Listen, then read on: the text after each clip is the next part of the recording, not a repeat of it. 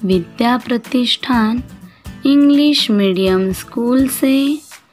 मैं हूँ आपकी टीचर स्मिता राव और आज हम जो पाठ पढ़ने जा रहे हैं उसका नाम है मात्राएं।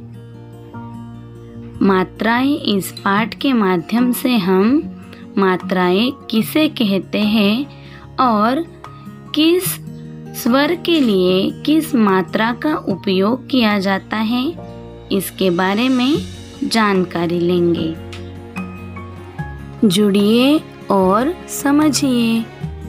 सुबह सुबह सूरज निकला है, चारों तरफ है लाली, ची ची करके चहक रही है चिड़िया डाली डाली।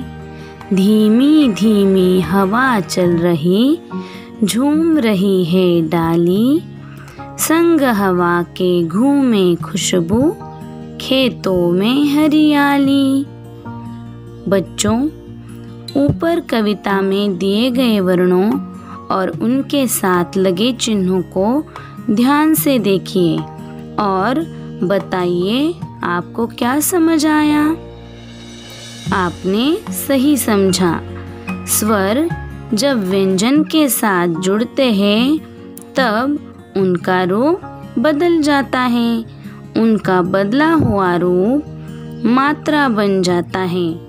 वर्णों के साथ आए रंगीन चिन्ह भी स्वरों की मात्राएं हैं। प्यारे बच्चों, यहाँ पर एक कविता दी गई है जो अभी आपने सुनी। उसमें वर्णों के साथ कुछ चिन्ह लगे हैं। कविता में दिए गए वर्णों और उनके साथ लगे चिन्हों को ध्यान से देखने पर एक बात हमारी समझ में आती है कि स्वर जब व्यंजन के साथ जुड़ते हैं तो उनको जैसे उनका वर्णमाला में लिखित रूप होता है वैसे नहीं लिखा जाता। उनको कुछ चिन्हों के रूप में लिखा जाता है। कविता में वर्णों के साथ नीले रंग में लगे चिन्ह स्वरों के लिए ही उपयोग में लाए गए हैं। स्वरों का यह बदला हुआ रूप ही मात्रा बन जाता है। वर्णों के साथ आए रंगीन चिन्ह भी स्वरों की मात्राएं हैं। बच्चों, इसी से हमारी समझ में आता है कि स्वरों के लिए निश्चित चिन्ह मात्रा कहलाते हैं। यानी स्वरों के लिए जिन निश्चित चिन्हों का उपयोग किया जाता है उन्हें मात्रा कहते हैं। हिंदी वर्णमाला के सभी व्यंजनों में अ स्वर मिला होता है।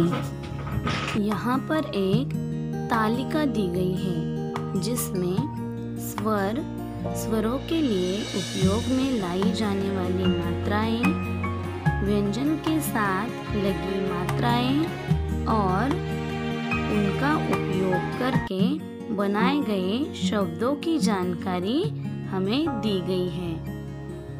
पहला स्वर है अ। अ की कोई मात्रा नहीं होती। व्यंजन है क जमा अ क और क से शब्द तैयार किया गया है कम। दूसरा स्वर है आ की मात्रा क जमा आ की मात्रा का और शब्द तैयार किया गया है काम। ह्रस्व ई की मात्रा क जमा ह्रस्व ई की मात्रा की और शब्द है किताब। दीर्घ ई की मात्रा क जमा दीर्घ ई की मात्रा की और शब्द है कील। ह्रस्व ह्रस्व ऊ की मात्रा क जमा ह्रस्व ऊ की मात्रा कु और शब्द है कुल। दीर्घ ऊ की मात्रा क जमा दीर्घ ऊ की मात्रा कू। शब्द है कूदना। री की मात्रा क जमा री की मात्रा क्री। शब्द है कृपा। ए की मात्रा क जमा ए की मात्रा के और शब्द है केला। अगला स्वर है ए की मात्रा क जमा ए की मात्रा कै और शब्द है कैसा। अगला स्वर है ओ की मात्रा क जमा ओ की मात्रा को और को का उपयोग करके शब्द लिखा गया है कोयल। स्वर है ओ की मात्रा क जमा औ की मात्रा कौ और शब्द है कौन। आगे अन्य चिन्ह भी दिए गए हैं। स्वर है अम की मात्रा, इसे अनुस्वार भी कहा जाता है। क जमा अम की मात्रा कंग और इसका उपयोग करके शब्द लिखा गया है कंगन। अंग की मात्रा, इसे अनुनासिक भी कहा जाता है। प जमा अंग की मात्रा पंग और इसका उपयोग करके शब्द बनाया गया है पंखुड़ी। इस प्रकार हमने किस स्वर के लिए किस मात्रा का उपयोग किया जाता है और व्यंजन के साथ मात्रा मिलाकर शब्द कैसे बनते हैं यह देखा। आगे देखते हैं स्वरों के बारे में कुछ विशेष जानकारी। र के साथ ह्रस्व ऊ और दीर्घ ऊ लगने पर वे ऐसे लिखे जाते हैं। र जमा ह्रस्व ऊ रू और शब्द रू का इस्तेमाल करके बनाए गए हैं रुपया रुस्तम। र जमा दीर्घ ऊ रू और शब्द है रुमाल रूखा।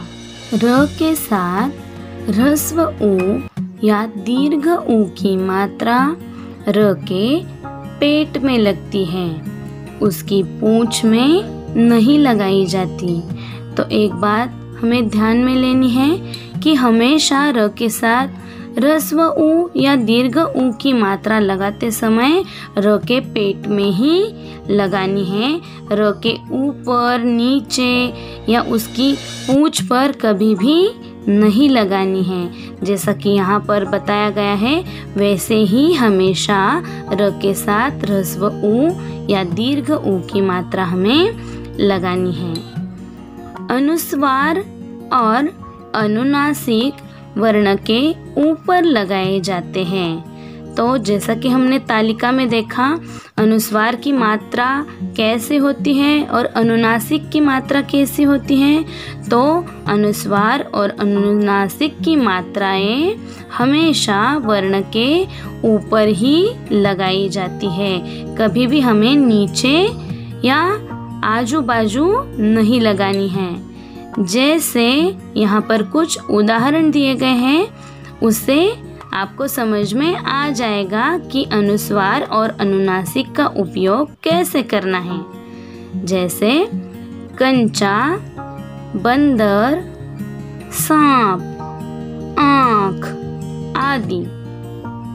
और एक बात मैं आपको यहाँ पर बता देना चाहती हूँ कि ह्रस्व मात्रा के उच्चारण में हमेशा कम समय लगता है और दीर्घ मात्रा के उच्चारण में हमेशा ज़्यादा समय लगता है, चाहे वो ई की मात्रा हो या ऊ की मात्रा।